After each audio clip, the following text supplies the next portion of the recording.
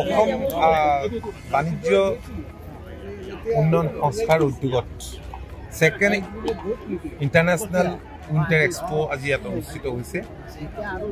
ইয়াত বিভিন্ন ৰাজ্যই আৰু বিশেষকৈ বাংলাদেশেও ইয়াত এইবাৰ ইয়াত জইন কৰিছে। তেওঁলোকৰ প্ৰডাক্ট ইয়াত ডিছপ্লে কৰিব। বাংলাদেশো আহিছে। মই কৰ্মকৰ্তাসকলক ধন্যবাদ জনাইছোঁ। চেয়াৰমেন ভিতৰি ইণ্ডাষ্ট্ৰী বিভাগৰ সকলো কৰ্মকৰ্তাক আমি জানিব পাৰি অত্যন্ত আনন্দিত হৈছোঁ যে অসম বাণিজ্য উন্নয়ন সংস্থাই লোকেল যিবিলাক এণ্টাৰপ্ৰিনিয়ৰ আছে যথেষ্টখিনি সহায় কৰিছে। ইয়াত 16 দিনলৈকে ফ্ৰী অফ কষ্টত তেওঁলোকৰ বস্তু ইয়াত বিক্ৰী কৰিব পৰা সুবিধা লাভ কৰিছে। আপোনালোকে জানে যে মাননীয় মুখ্যমন্ত্ৰী ডক্টৰ হিমন্ত বিশ্ব শৰ্মা ডাঙৰীয়াই ৰাজ্যখনৰ বিকাশ ত্বৰান্বিত কৰিবৰ কাৰণে এগ্ৰি এলাইড ছেক্টৰৰ লগতে ইণ্ডাষ্ট্ৰীৰ ক্ষেত্ৰত যথেষ্ট গুৰুত্ব আৰোপ কৰিছে। নতুন ইণ্ডাষ্ট্ৰী ইয়াত গঢ়ি তোলাৰ কাৰণে এটা পৰিৱেশ দিছে আৰু তাৰ কাৰণে যি ৰঙা ফিটাৰ মেৰপেচ পূৰ্বতে আছিল, প্ৰশাসনত ব্যাপক সংস্কাৰ আনি এই ৰঙা ফিটাৰ মেৰপেচ দূৰ কৰি তেখেতে এই বিভাগটোৰ জৰিয়তে সদায় নতুন এণ্টাৰপ্ৰেনিয়ৰক এনকাৰেজ কৰিছে।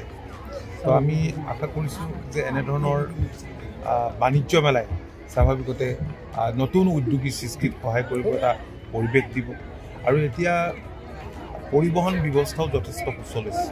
উন্নতৰ অন্যতম এটা মাপকাঠি হৈছে সুচল পৰিবহণ ব্যৱস্থা।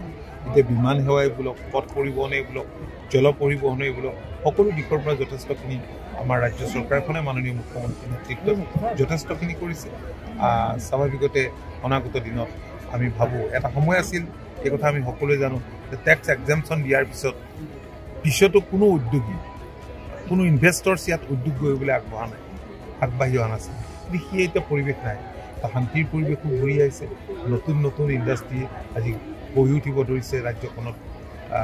আজি টুৰিজিম ছেক্টৰতে হওক, অন্যান্য ছেক্টৰতে হওক, এগ্ৰিহৰ্টি ছেক্টৰতে হওক, বেলেগ বেলেগ ছেক্টৰ, হেণ্ডলুম ছেক্টৰতে হওক। গতিকে ডেফিনেটলি আমি ভাবোঁ যে অনাগত দিনত যথেষ্টখিনি আমি আমাৰ ৰাজ্যখনক আগবঢ়াই লৈ যাবলৈ সক্ষম হ'ম। আৰু চুবুৰীয়া ৰাজ্যসমূহৰ লগত এটা ৰাজ্যসমূহ নহয়, দেশসমূহৰ লগতো সুসম্পৰ্ক, এটা বাণিজ্যিক দিশত এটা সুসম্পৰ্ক গঢ়ি উঠিছে। যেতিয়া নৰেন্দ্ৰ মোদী ডাঙৰীয়া প্ৰধানমন্ত্ৰী হ'ল, তাৰপিছতেই পূৰ্বৰ লুক ইষ্ট পলিচিৰ পৰিৱৰ্তে এক্ট ইষ্ট পলিচি আৰম্ভ হ'ল। গতিকে এতিয়া এখন বিশাল বজাৰ সন্মুখত আছে। আৰু এনেও অসম নেচাৰেল ৰিচোৰ্চত যথেষ্ট চহক।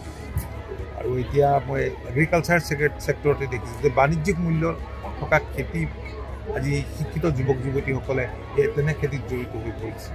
নতুন নতুন খেতি, নতুন নতুন চিন্তা, নতুন নতুন জ্ঞান ধাৰণাৰে ৰাজ্যখনক আগুৱাই লৈ যোৱাৰ মাননীয় মুখ্যমন্ত্ৰীৰ যি প্ৰয়াস, ৰাইজৰ সঁহাৰি আমি পাইছোঁ। অনাগত দিনত নিশ্চয় আমি ৰাজ্যখনক আগবঢ়াই লৈ যাব পাৰোঁ।